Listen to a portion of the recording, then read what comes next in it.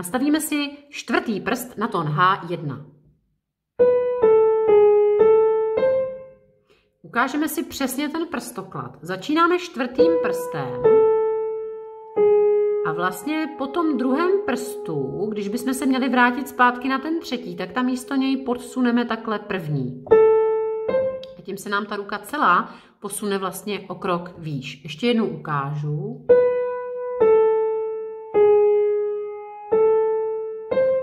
A teď toto samé od tónu D2.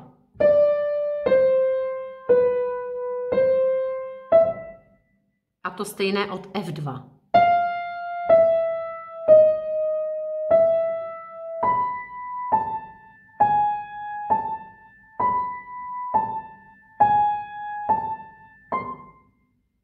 A teď místo třetího prstu dáme druhý.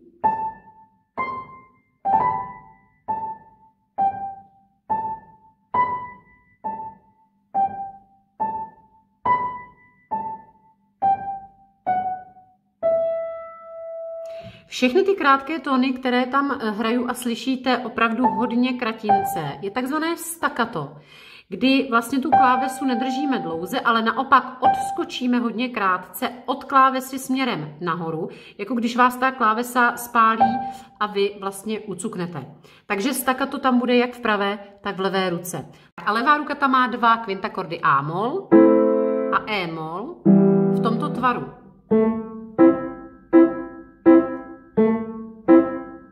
A nebo i na střídačku. A to stejné má i E-mol. Ještě bych chtěla říct, že E-mol tam je jednou prostřídaná takovým zvláštním úskokem, který je dolů na H a je k němu přidán tento zvláštní dvojzvuk. Takže E-mol tam má na střídačku jednou takhle odskok na H a dvojzvuk AH. Pojďme si to ukázat pomalu dohromady.